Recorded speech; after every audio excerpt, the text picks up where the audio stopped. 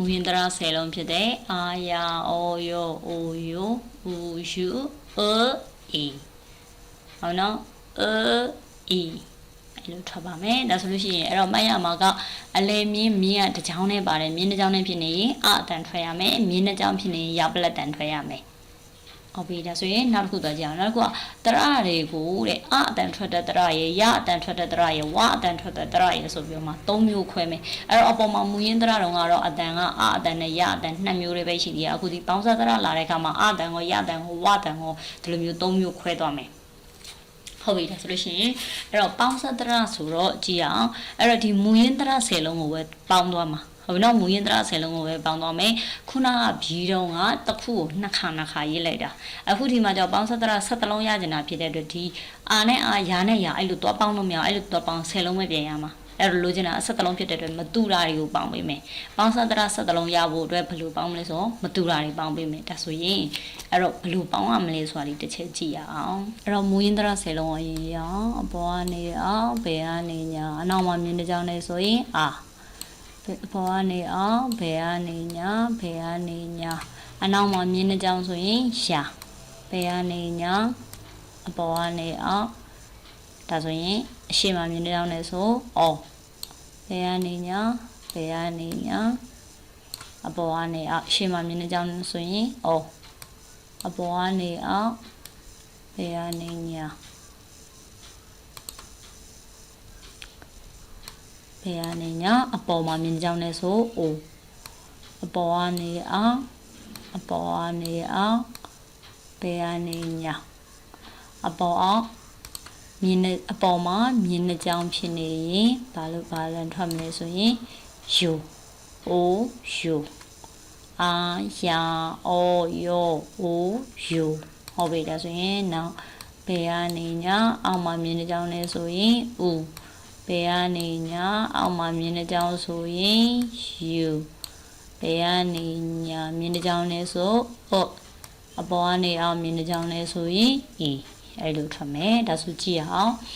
အဲ့တော့အာယာအောယောအိုယူဥယူအိုဤဒါဆိုဒီ10လုံးကိုပေါင်းခြင်းအပြင်ပေါင်းဆက်တရ20နဲ့တလုံးပြုလုပ်မယ်ဒီမူရင်းတရ10လုံးကိုရမှာပေါင်းဆက်တရ17လုံးကိုရမှာဖြစ်ပါတယ်ဒါကြောင့်မူရင်းတရ10လုံးကိုအရင်ကြည့်နေအောင်လုပ်ရမယ်အနောက်မှာမြင်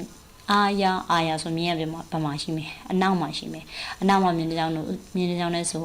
အနောက်မှာမြင်တဲ့ကြောင်းဆိုရအာယာပြီးပါလားမှာအောယောဆိုတဝိထိုးကအရှိမှရှိနေဒါကြောင့်ရှေ့မှာမြင်တဲ့ကြောင်းနဲ့ဆိုရင်ရှေ့မှာမြင်တဲ့ကြောင်းဆိုယောအဲ့တော့နောက်အောယောပြီးရင်အိုယိုလာမယ်အိုအပေါ်မှာမြင်တဲ့ကြောင်းနဲ့ဆိုအိုအပေါ်မှာမြင်တဲ့ကြောင်းဆိုယူလုံကြီးတင်လေးအပေါ်မှာမို့လို့ဒါဆိုရင်အိုယိုပြီးဥယူလို့ပြောလိုက်ရင်အဘီရဲ့အောက်မှာနှစ်ချောင်းငင်ရှိတယ်ဒါဆိုနှစ်ချောင်းငင်အဲ့တော့မြင်းတစ်ချောင်းနဲ့ဆိုအောက်မှာမြင်းတစ်ချောင်းနဲ့ဆိုအောက်မှာမြင်းတစ်ချောင်းဆိုယူအဲ့တော့ဘယ်ညာမြင်းတစ်ချောင်းနဲ့ဆိုရင်အပေါ်အောက်မြင်းတစ်ချောင်းနဲ့ဆိုအဲ့လိုပြီးမယ်ဒါဆိုသူလေးကိုပေါင်းအောင်အဲ့တော့ပေါင်းတဲ့အခါကြည့်အောင်အဲ့တော့ဒီနောက်ကဘာတူလဲဤနဲ့ပေါင်းမယ်ဤနဲ့အရှိရစလုံးလေးနဲ့ပေါင်းမယ်အရှိရတရလေးနဲ့ပေါင်းမယ်ဒီဤတရလေးနဲ့အရှိရတရလေးနဲ့ပေါင်းပြီးတော့အတန်ထွက်မယ်ထွက်ကြည့်အောင်အဲ့တော့အာနဲ့ဤနဲ့ပေါင်းမယ်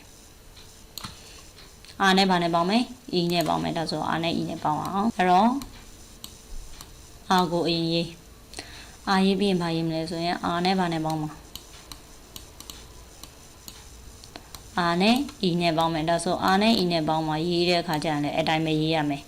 အာကိုအရင်ရေးမယ်အာကိုရေးပြီးနောက်ကနေဤကိုပိတ်မယ်အာဤဆိုပါလေအာဤဆိုရင်အဲ့ဒါဆိုရင်အာဤဆိုရင်အာဤဆိုပါရင်ထွက်မယ်လို့အတန်ထွက်ပြီမယ်လို့အတန်မထွက်ရင်သူ့ကိုဘာလို့ထွက်မလဲဆိုတော့လို့ထွက်ရမယ်ဟုတ်နော်အဲ့တော့လို့မထွက်ရင်လို့ထွက်ရမယ်ဒါပေမဲ့အများဆုံးဘာနဲ့ထွက်ရမှာလဲဆိုတော့ဒီရဲ့အရှိကဆိုတဲ့အတန်လေးကိုအများဆုံးထွက်ပေးရမယ်အဲ့တော့ RE ဆိုရင်ဘယ်လိုမှတ်မလဲဆိုအများဆုံး လို့မှတ်မယ် RE ဆိုပါတော့ထွက်မယ်အဲ့တော့တစ်ခါလေကျရင်သူကိုလို့လည်းထွက်တဲ့အခါရှိတယ်အဲ့တော့နှစ်တန်စလုံးမှန်တယ်လို့မှတ်ပေးရမယ်ဟုတ်နော်လို့ထွက်မှမှန်တယ်လို့ထွက်မှမှန်မယ်မဟုတ်ဘူးနှစ်တန်လုံးထွက်တယ်ဒါပေမဲ့အများဆုံးဘာနဲ့ထွက်မှာနဲ့ထွက်မယ်ဟုတ်ပြီလားဆို RE ဆိုပါလို့ထွက်မယ် RE ဆိုရင်အဲ့တော့မြင်းတစ်ချောင်းလုံးကတန်ထွက်တယ်အဲ့တော့ဒီရဲ့ပေါင်းလာဒီရဲ့ယာနဲ့ဗာနဲ့ပေါင်းမှာယာနဲ့ e လေးနဲ့ပေါင်းအောင်အဲ့တော့ယာနဲ့ e နဲ့ပေါင်းရင်ဘာတန်ထွက်တော့မယ်မြင်းကဘယ်နှကြောင်းဖြစ်သွားလဲနှစ်ကြောင်းဖြစ်သွားတယ်မြင်းနှစ်ကြောင်းဖြစ်သွားပြီဖြစ်တဲ့အတွက်အဲ့တော့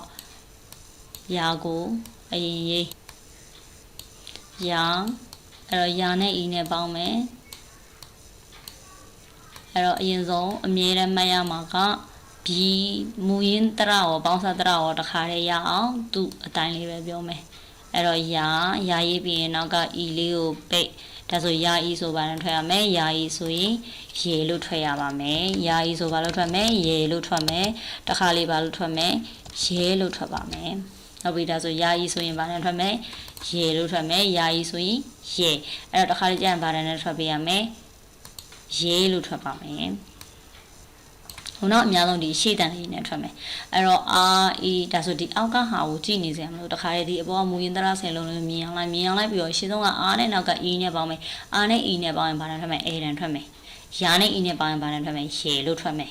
အဲ့တော့တခါလေကျရင် a လို့မထွက်ပဲဘာနဲ့ထွက်မယ် a လို့ထွက်မယ်ရေလို့မထွက်ပဲရေလို့ထွက်မယ်ဒီလိုလေးမှတ်ရမယ်ဒါဆိုနှလုံးရသွားပြီပါစတရနှလုံးရသွားပြီဒါဆိုနောက်တစ်ခုကဒီ o လေးနဲ့ပေါင်းမယ် o နဲ့ဘာနဲ့ပဲပေါင်းမှာ o နဲ့ e နဲ့ပဲပေါင်းသွားမယ်အဲ့တော့ o နဲ့ e နဲ့ပေါင်းမယ် o နဲ့ e နဲ့ပေါင်းအောင်ဒါဆို o e အဲ့တော့အရင်ဆုံး o နဲ့ဘာနဲ့ပေါင်းမယ် e နဲ့ပေါင်းမယ်ဒါဆို o e ပေါင်းအောင်အဲ့တော့ပေါင်းတဲ့ခါလဲအတူတူပဲရှေ့က o လေးကိုအရင်ရေးပြီးရင်နောက်က e လေးကိုကပ်ပိတ်ဒါဆို o e အဲ့တော့အဲ့ဒီ o e ကိုဘာနဲ့ထွက်မယ် o e ဘာနဲ့ထွက်မလဲဆိုသူ့ကို a လို့ထွက်မယ်တခါလေးကျရင်သူ့ကိုဘာလို့ထွက်မလဲဆို a လို့ထွက်ရမယ်ဒါဆိုရင်ကြည့်ကြည့်အောင်အဲ့တော့ဒီမှာ a တွေကိုပဲအဲ့တော့အများဆုံးအတန်ထွက်တာပဲမှတ်ထားပေးမယ်ဟုတ်ပြီနော်အဲ့တော့အများဆုံးအတန်ထွက်မှာဒီ o e ဆိုပါနဲ့ထွက်မှာ a လို့ထွက်မယ်တခါလေး a လို့ထွက်မယ်အဲ့တော့ r e ဆိုပါတော့ထွက်မှာ a ထွက်မှာယာ e ရေရပလက်တတ်တဲ့အတန်နဲ့သွားမယ်အများဆုံးအဲ့တော့ o e ဆိုပါတော့ထွက်မယ် a လို့ထွက်မယ်တခါလေးဘာလို့ထွက်တယ် a လို့ထွက်တယ်အဲ့ဟာလေးမှတ်ထားပေးခင်ရမယ်အများဆုံးထွက်မှာဒီရှေ့အတန်နေနဲ့ထွက်မယ်အဲ့တော့ o e က a လို့ထွက်လိုက်ပြီဆိုရင်ဒီရောနဲ့ပေါင်းတဲ့ခါကျတော့ဘာနဲ့ထွက်မှာတော့ရော e ဆိုပါတော့ဒီမှာ o e ရောက a ဆိုတော့ရော e ဆိုရင်ရဲလို့ထွက်မှာပေါ့ဒါဆိုရော e လေးကိုပေါင်းမယ်အဲ့တော့ဒါဆိုရင်ရောကိုအရင်ရေး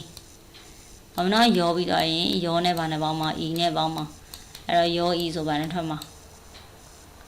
အပေါ်မှာ o e ရပါနဲ့ထွက်ထားအပေါ်မှာ o e က a ထွက်ထားတယ်ဒါဆိုရော e ပါထွက်မှာရော e ရဲလို့ထွက်မှာပေါ့ရပလက်တန်ထွက်ရမှာလေမြင်းကြောင်ဆိုရပလက်တန်ထွက်ရမယ်အဲ့တော့ရော e ဆိုရင်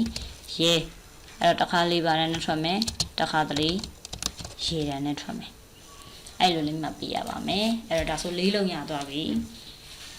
အဲ့တော့ပြန်ပြောမယ် r e a ယာ e ရေ o